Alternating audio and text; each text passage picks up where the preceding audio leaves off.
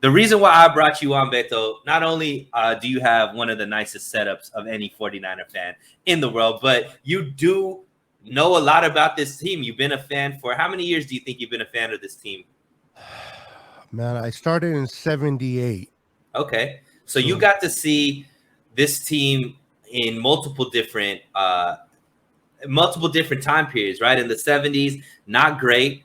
80s, obviously amazing. And then the 90s, okay. But, and then we've seen the ups and downs of the 2000s, the 2010s, 2020s, right? So I really wanted to pick the historic brain of you as a 49er fan. And the thing that I wanted to start out with is the troubling trends of this team. So I want to list some stats for you about this team, Beto, and I want to kind of have you put it in perspective because a guy like me looks at these trends and it's kind of scary to see where the team is, right now in Kyle Shanahan's sixth year. So obviously the season is young, right? We've only gone through three games, but we still have some stats to be able to talk about. So let's go. Let's start with the 49ers offense. So this year, the 49ers offense is ranked 28th. Last year, Beto, they were ranked 13th. All right. This year, the 49ers drives have averaged 5.5 plays per drive for a total of 28 yards and scoring 1.34 points per drive. Last year, they were closer to 6 plays per drive, 35 yards, so a whole 7 yards more per drive, and nearly a whole point 2.29 points per drive. Now let's flip that to the defense. Last year, the defense was ranked 12th. This year, they're ranked second. Last year, the defense averaged giving up 6 plays per drive for 29 yards and around 1.95, so about 2 points per drive. This year, 5 plays per drive, 20 yards per play, so almost a full first down less, and only allowing 0.91 points, so less than a point per drive. So you can see that the defense has elevated their game and gotten better, and the offense has taken a big step back. And so when we look at that, Beto, I know some people are going to be like, well, Trey Lance, the offensive line, all of this kind of stuff. But the offense still has Jimmy Garoppolo, who's taken this team to a Super Bowl or been on the team while they went to the Super Bowl last year, NFC Championship game. They still have Debo. They still have Ayuk.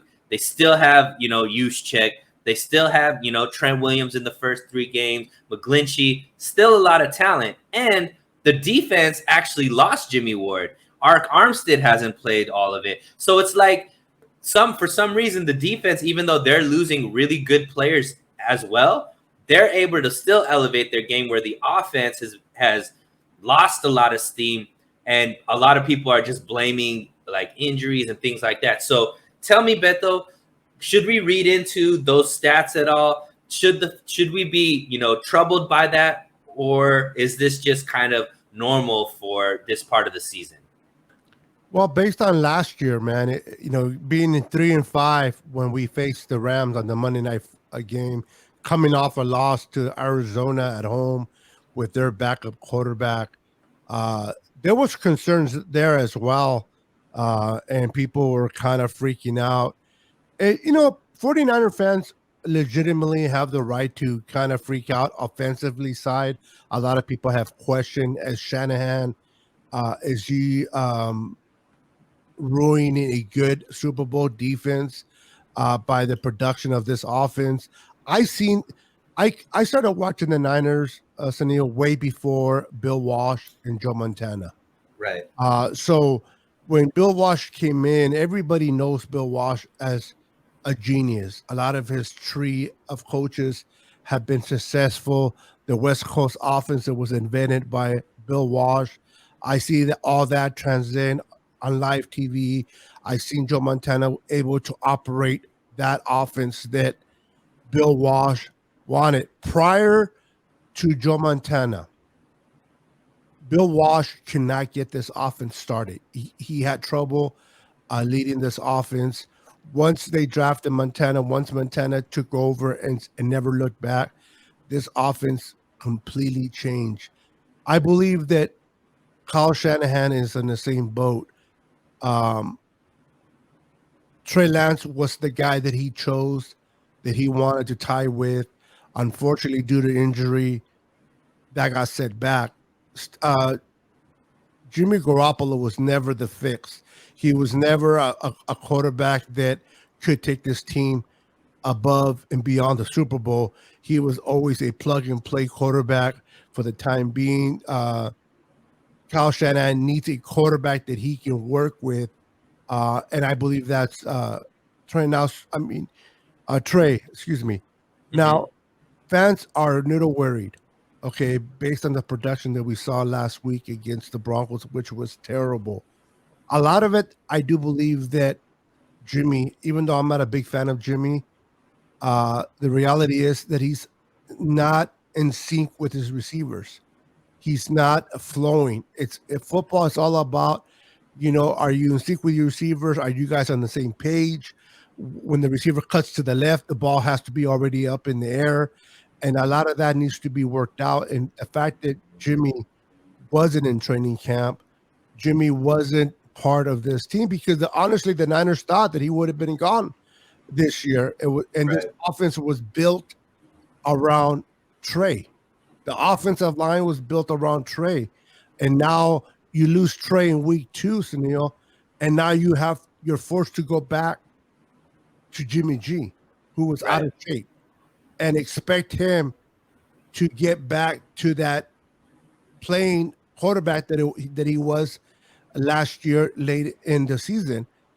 So I will not set the alarm yet. I will not panic. I will not abandon ship quite yet. We've been through troubling times before. Sunil, we were 3-5 last year, Right. and they managed to get to the NFC Championship game. I believe this test against the Rams will be also an indicator of where we're at. Jimmy has another week of practices. Um, Jimmy's not the best quarterback, but I doubt that he'll have another bad game as he did against the Broncos. So, to your question and to the faithful watching the show, don't panic yet, guys. Hold on to keep your faith, remain faithful. The season is young. We're 1-2, but we're in a division that can easily be taken by us. I mean, Arizona's not really a threat. Um, Seattle is not a threat, and the only one that can compete with us or we can compete with them is the Rams. So we'll have a better idea come Monday night where we're at within our division. Right, Beto, but I wanna stick here a little bit because I think there's validity to what you're saying. Obviously, not only is Jimmy G wasn't practicing with this team, he's also coming off of a shoulder surgery, so he has to get used to that. The continuity with this team is different, right? Because they were mostly Trey Lance was taking all the reps. Jimmy wasn't even Right. taking reps with the team till the week 1. But to have such a big drop off, going from 28th, going from 13th to 28th. Jimmy was the quarterback when they were the 13th ranked offense. Now they're the 28th ranked offense. That's a big drop off. And the reason why I'm putting it is in context. The defense went from 12th to 2nd. And really, the major addition has been Charvarius Ward, Beto. They lost DJ Jones. People thought, how are they going to replace DJ Jones? They lost K1. How are they going to replace K1, right? They lost Jaquaski Tart. How are they going to replace Tart? Jimmy Ward goes on IR at the beginning of the season. How are they going to replace? Why is the defense being able to solve all of these issues and elevate their game when we have an offensive genius in Kyle Shanahan that even though there has been some major losses, right, with Elijah Mitchell, now with Trey, I'm not saying that there's not injury, but why is on one side of the field they're able to overcome it and actually excel, where the other side of the field, not only are they not able to overcome it, they've basically dropped to being the bottom of the league as far as their ability. So explain to me, why is that? Can we just explain this away by circumstances and stuff that's out of our control? or is there an underlying issue here that we really need to be paying attention to? I'll get to the offense in a minute to your question. Defensively, I think the Niners have been very blessed in drafting very well in the later rounds to be able to accommodate players that had left on this defense. I mean, we lost KY, but we were able to replace him with Samuel Womack. Who would have thought that Samuel Womack would have stepped up and taken that spot and run with it? You bring in Charvarius Ward from free agency, an area that we lacked in. One of the areas that the Niners lacked in very much last year was the secondary. We knew that we had a good front seven. It was just the lack of a corner that can keep up with the receiver. I mean, we were dealing with multiple different corners last year right off the street with Josh Norman and that kid from Cincinnati, and we were struggling in that area. And then the emergence of Hufanga this year, stepping up at safety. I mean, who would have thought that Ward has been out for four games, will be out for 4 games, and this safety with Gibson is top notch. Right. And D'Amico Ryans has been doing a great job. So the defense has went up. They're second place. The offense has gone down. And I know a lot of people are troubled by that, and they wonder: is it a coaching? Is it a roster? Is it a lack of communication? Are the players not wanting to play? And I think it's just a transition of Jimmy to Trent. I mean to Trey, and then going back from Trey back to Jimmy that has caught this offense out of whack. And then we made some big changes in that offensive line.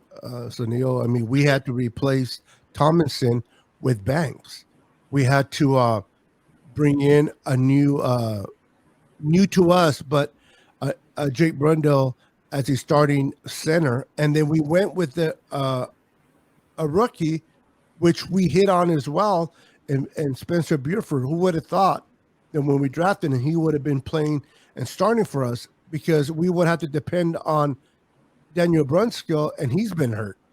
Right. So the fact that you have the line that has been shifted, and then you have a situation where Kyle planned the whole season for Trey, and then week two Trey gets hurt. Now you're going back to Jimmy. That takes a blow. That takes a hit. So I think that's why the team right now offensively is jogging. The fact that they're trying to get back now to Jimmy versus Trey, and the defense has not. I mean, they lost a player here and there, but they were able to replace those players with players that can do that job. So I believe that the defense is in a different level than the offense. I'm not trying to make excuses for the offense, but I think also Kyle has to get out of his own head and coach better. He's very arrogant, in my opinion. It seems to me the first 20 strip plays that he starts playing, he's rolling hot. He's always moving the ball. And then after those script plays are done, now he has to deal with his pride. And it's like, and I hate that term, he goes with a hot hand, right? Mm-hmm. Kyle goes with a hot hand. Which running back is playing the hot hand? Well, how do you know if Jordan Mason is not hot when you only give him the ball one time against the Broncos? He only touched it one time. How do you know if he's going to be hot or not?